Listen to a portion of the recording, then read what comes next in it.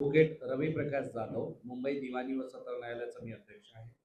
त्याचबरोबर माझ्यासोबत वरिष्ठ अधिवक्ता मुकेश पांडे साहेब आहेत, जे मुंबई हायकोर्ट आणि सर्वोच्च न्यायालय आणि महाराष्ट्रात प्रॅक्टिस करतात. आणि माझ्यासोबत मुंबई दिवाणी व सत्र न्यायालयाचे सेक्रेटरी आसिफ नक्वी आहे. आजचा जो विषय आहे, या विषयामध्ये 4 मुख्यत्वे मेन महत्त्वाचे मुद्दे आहेत.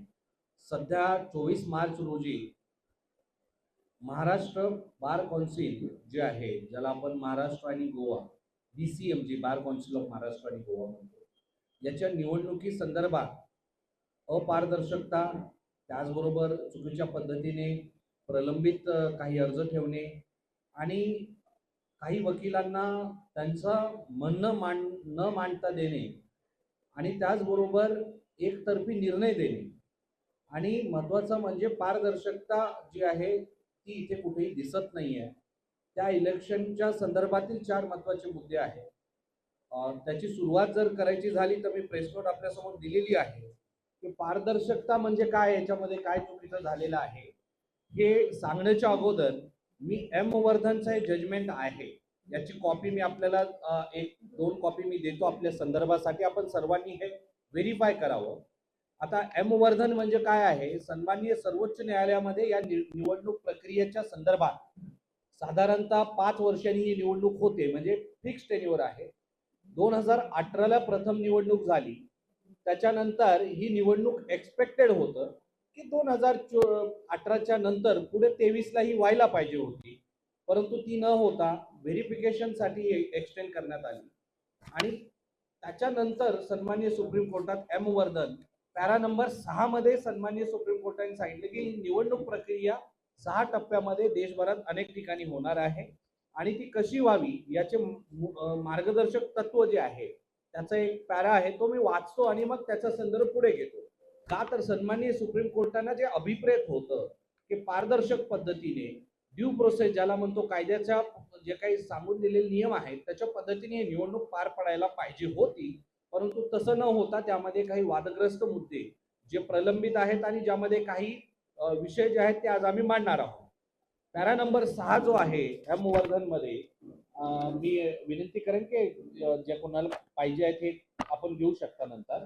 सो तो असा आहे की excluding the above mentioned 5 state bar council, we are left with 8 state bar council where the elections are required to be conducted at earliest in time bound manner. Time bound म्हणजे लवकरात लवकर व्हायला पाहिजे, day to day बेसिसवर व्हायला पाहिजे.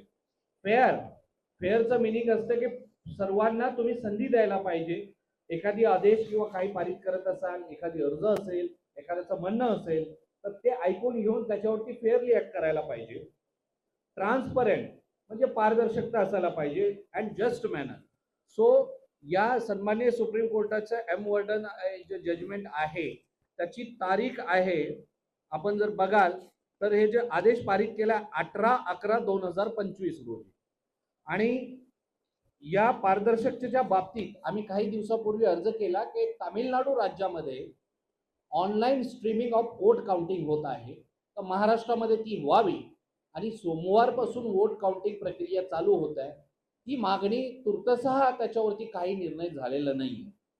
आम्ही या आजच्या पत्रकार परिषदेमध्ये हे का सांगू इच्छितो की ऑनलाईन जर का स्ट्रीमिंग, ऑनलाईन जर का वोट काउंटिंगची जर प्रक्रिया ठेवली तर सर्व व्यक्ती, सर्व ॲडव्होकेट, खास करून कॅन्डिडेट आणि जे स्टेक होल्डर आहेत, वोटर आहेत, ते त्यांच्या रिस्पेक्टिव्ह प्लेसेसमधून, कारण ही इलेक्शन जी आहे ती महाराष्ट्र आणि गोवा, दीव दमण, दादरा नगर हवेली इथंपर्यंत याचं वायडर स्वरूप आहे. तर तिथे असलेल्या सर्व वकिलांना ती बघता येईल आणि त्यामध्ये त्यांना पारदर्शकपणे या निवडणूक प्रक्रियेमध्ये सहभाग होता येईल.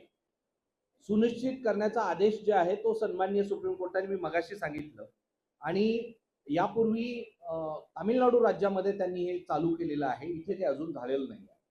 सो सार्वजनिक तपासणीशिवाय कुठलीही जी मतमोजणी असेल किंवा कुठलीही मागणी जे काय आम्ही करतोय त्याच्यामध्ये काही धांदलीपणा होणार नाही, याच्यासाठी ते गरजेचं आहे. आपण बघितलं असाल की न्यायालयीन ज्या काही प्रोसिडिंग्स आहेत त्या सुद्धा ऑनलाईन आता झालेल्या आहेत. सो हे आमची मागणी होती जी आजपर्यंत मान्य झालेली नाही आणि सोमवारी विदाऊट या मागणीच्या पुढे हे प्रक्रिया जात आहे. सो या प्रेस कॉन्फरन्सच्या माध्यमातून आम्ही म्हणतोय की ही मागणी मान्य झाली पाहिजे आणि या मागणीच्या करिता जे काही संबंधित अधिकारी आहेत त्यांनी यामध्ये इमिडिएटली स्टेप्स घ्यायला पाहिजे. दुसरं, आपण बघितलं असाल की जलद गती न्याय, ऑडी अल्टरम पार्टम म्हणा, दुसऱ्या साईडचं ऐकून घेणे, स्पीडी जस्टिस हे फंडामेंटल राईट्स आहे. व्यक्तींना तुम्ही ते दिलेच पाहिजे. म्हणजे तुम्ही जर का विदाऊट न ऐकता एखादी आदेश करत असाल तर ते चुकीचा होतो आणि justice delayed is justice denied, म्हणजे उशिरा दिलेला न्याय हा काय न्याय नाही आहे.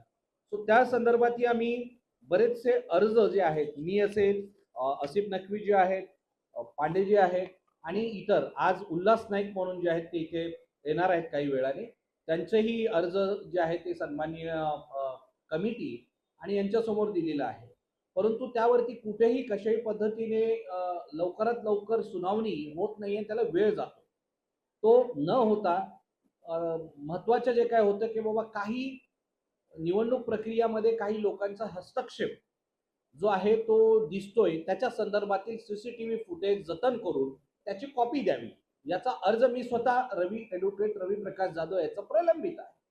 त्या संदर्भात ना सीसीटीव्ही फुटेज दिली गेलेली आहे किंवा त्यावरती कार्यवाही काय. परंतु ज्या व्यक्तींनी जे कार्यवाही करायचं आहे ते म्हणजे secretary of the bar council Sharad Bagul यांच्या विरोधातही काही अर्ज प्रलंबित आहेत. आम्ही त्यांच्या विरोधात काही आरोप केलेले आहेत. त्यावरही कुठलीही प्रक्रिया, म्हणजे त्यांना फक्त 8 आठवड्याचा वेळ दिलेला आहे की तुम्ही रिप्लाय द्या. मग पारदर्शक हा व्यवहार किंवा पारदर्शक पद्धतीने हे का नाही झालेलं आमचं म्हणणं आहे, किंवा कायद्याची योग्य प्रक्रिया का नाही झालेली आहे. ज्या वेळेस माझ्या विरोधात आणि इतर व्यक्तीच्या विरोधात एखादी अर्ज येतो तर आम्हाला न बोलवता त्यावरती प्रक्रिया जी आहे ती कंप्लीट केली जाते. परंतु शरद बागुल असतील किंवा इतर व्यक्तीच्या विरोधात आम्ही जेव्हा अर्ज करतो तर त्या याच्यासाठी 8-8 आठवड्याचा वेळ दिला जातो. तर संविधानातील कलम 14चा हे व्हायलेशन आहे की बाबा तुम्ही सगळ्यांना समान कायदा म्हणता. जे आमच्यासोबत झालं त्याकरिता सन्माननीय सुपरवायझरी कमिटी असेल किंवा सन्माननीय सर्वोच्च न्यायालयाने आम्हाला त्यामध्ये न्याय देण्याचा पुरेपूर प्रयत्न केला. आम्ही त्याच्याबद्दल धन्यवाद करतोय, आभार व्यक्त करतोय. परंतु आता जे काही चालू आहे, मिस्टर शरद बागुल असतील किंवा इतर जवळपास 15 ते 20 जे उमेदवार आहेत त्यांच्यावरती डीसी जे आम्ही म्हणतो, म्हणजेच काय, आमच्या बीसीएमजीच्या इथे तक्रारी ज्या दाखल झालेल्या आहेत त्या प्रलंबित असताना ते इलेक्शन लढू शकत नाहीयेत. अशी स्थिती असताना सुद्धा ते लढताना दिसत आहेत आणि काही उमेदवारांना जाणीवपूर्वक त्यांच्या विरोधात एक्स पार्टे म्हणजे त्यांच्या गैरहजेरीत आदेश करून त्यांना लढू दिले गेले. पुढे जो तिसरा महत्वाचा मुद्दा जो आहे तो असा आहे की मतमोजणी निर्णय होण्याच्या अगोदर उमेदवाराची पात्रता आणि अपात्रतेच्या ज्या आमच्या अर्ज आहेत, माझ्यासोबत आसिफ नक्वी जी आहेत यांनी अर्ज दाखल केलेला आहे, बाकी इतर 4-5 कॅन्डिडेटनी अर्ज दाखल केलेला आहे, काही वकिलांनी अर्ज दाखल केलेला आहे की शिस्तभंग जी केस नंबर 380/2023 ज्याच्यामध्ये 9 महिन्याच्या अगोदर प्रलंबित जर एखादी गुन्हा असेल एखाद्या वकिलावरती तर तो लढू शकत नाही. परंतु काही व्यक्तींनी याच्यामध्ये त्यांना लढू दिलेला आहे, त्यांच्या विरोधातला अर्ज जो आहे तो प्रलंबित आहे.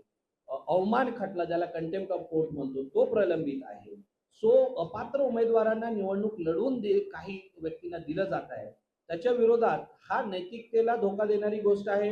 निवडणूक प्रक्रिया जी आहे त्या निवडणूक प्रक्रियेमध्ये अशा पद्धतीने त्यांना निवडून लढवून देणे आणि काही व्यक्तींना विरोधात वागणे हे सन्माननीय सर्वोच्च न्यायालयाचा एमवर्धनचं जजमेंट, आर्टिकल 14चं व्हायलेशन आणि राईट टू कंटेस्ट जो आहे त्याचं व्हायलेशन आहे. सो आम्ही याच्या विरोधातही जे आहे आज या प्रेसच्या माध्यमातून ही विनंती करतोय की आपण हे जे कोणी यामध्ये हे आहेत, सर्वात पहिलं तर जो अर्ज आपल्या समोर आलेला आहे अनेक दिवसापासून प्रलंबित आहे तो इमिडिएटली ऐकायला पाहिजे. आपण म्हणाल की नाही कोर्टामध्ये तर वेळ जातो, परंतु एमवर्धनच्या केसमध्ये ज्या पद्धतीने मी सांगितलं की जलद गती पद्धतीने व्हायला पाहिजे, म्हणजे डे टू डे बेसिसवर किंवा 24 तास, 48 तास, 72 तास या स्थितीवर हे व्हायला पाहिजे होतं, परंतु ते होताना दिसत नाही. आणि चौथा महत्वाचा मुद्दा, डेटा लीक आणि गोपनीयतेचं उल्लंघन. अनेक वकील जे आहेत ते नुकतेच पास आउट झालेले आहेत. 1-1.5 वर्षापूर्वी त्यांना सनद मिळालेली आहे. यांचा डेटा कुणाकडे नसताना सुद्धा AIB एक्झाम क्लिअर असलेले असतील त्यांना काही व्यक्तीचा आणि त्याचबरोबर इतर वकील जे आहेत, सिनियर वरिष्ठ वकील आहेत किंवा यांना सततचे रोजचे अनेक कॉल तिथे गेलेले आहेत आणि त्यांचा डाटा हा लीक झालेला आहे. सो ॲडव्होकेटचा जो वैयक्तिक डाटा आहे, नंबर्स असतील किंवा त्यांचे डिटेल्स असेल, हे अनुच्छेद 21चं म्हणजे आर्टिकल 21चं उल्लंघन आहे. राईट टू लाईफ जे आहे त्याच्यामध्ये राईट टू प्रायव्हसी हे इन्क्लूड केलेलं आहे. IT ॲक्टचं व्हायोलेशन आहे. आणि चिंतेची बाब अशी आहे की ज्यामध्ये अनेक ठिकाणी वकिलांचा डाटा इव्हन बार असोसिएशनकडेही नाही आहे. त्यांना कॉलिंग, त्यांना पर्सनल मेसेजेस आणि त्यांच्या घरापर्यंत लेटर काही प्रस्थापित आणि काही वकिलांनी तर केलेलं आहे. सो याचाही आम्ही मागणी केलेली आहे की हे गोपनीयतेचं उल्लंघन आहे आणि हे संमतीशिवाय प्रचारासाठी हे वापरण्यात आलेलं आहे. त्या संदर्भात BCMGचा जो डाटा याच्यामध्ये इन्व्हॉल्व आहे, आमचा अर्ज आहे की जे सध्या शरद बगुल सेक्रेटरी म्हणून जे आता ऍक्ट करतायत, पूर्वी त्यांनी रिटर्निंग ऑफिसर म्हणून ऍक्ट करत होते, त्या संदर्भात आम्हाला सन्माननीय सर्वोच्च न्यायालयाच्या एका कमिटीने आदेश दिलेला आहे की ते हे रिटर्निंग ऑफिसर म्हणून ऍक्ट करू शकत नाही आहेत आणि त्यांना त्या पदावरून बडतर्फ करण्यात आलेलं आहे. अशा व्यक्तीला कंटिन्युएशन मध्ये इलेक्शन मध्ये ठेवणं हे निवडणूक प्रक्रियेच्या विरोधातलं आहे किंवा पारदर्शकतेच्या विरोधातलं आहे. सो त्या संदर्भातील जो आम्ही अर्ज केला होता आणि त्याचा जो आदेश आहे त्याची प्रत ही आमच्या जवळ आहे. तो आदेश असा आहे की 17/3/2026 रोजी सन्माननीय सर्वोच्च न्यायालयाची कमिटी आहे, जे सर्वोच्च न्यायालयाच्या मार्गदर्शनाखाली काम करते, ज्यामध्ये जस्टिस सुधांशु धुलियाजी आणि इतर मेंबर यांनी आदेश केलेला आहे. त्या आदेशाच्या पॅरा नंबर 5 आणि 6, पॅरा नंबर 5 मध्ये सन्माननीय कमिटीने काय लिहिलेलं आहे ते मी थोडक्यात वाचून दाखवतो.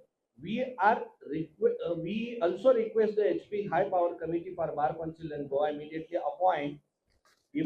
appoint a new returning officer, assistant returning officer and observer from as per the rule of BCI. Let this exercise be done possibly next 3 days as polling is on 24.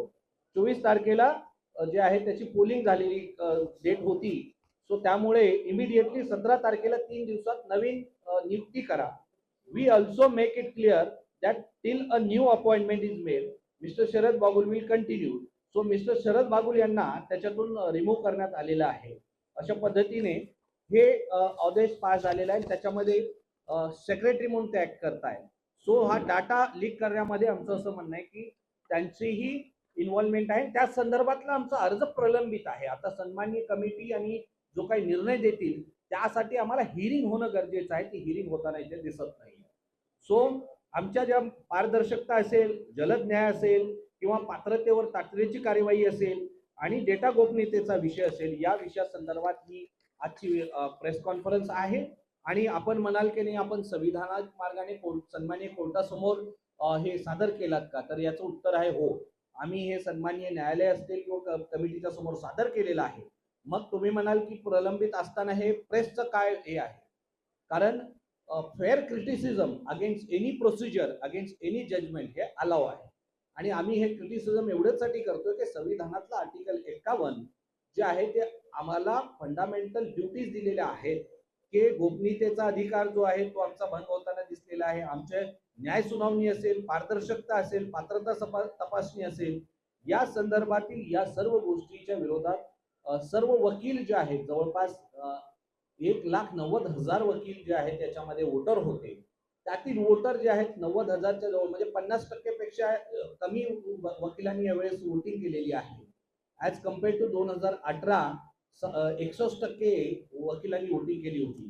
So त्या स्टेक होल्डरना आणि जनतेला हे समोर आणणं गरजेचं होतं आणि त्या अनुषंगाने आम्ही हे प्रेसमध्ये मी ॲडव्होकेट रवी जाधव, याच्यानंतर मुकेश पांडेजी सांगतील की त्यांच्याशी काय झालेलं आहे, त्यांचा सोबत कशा पद्धतीने अन्याय झाला आणि याच्यामध्ये कोण कोण इन्व्हॉल्व आहेत आणि कशा पद्धतीने झालेलं आहे ते हिंदीमध्ये बोलतील. तुम्ही मराठीत त्याचं ट्रान्सलेशन घ्यावं.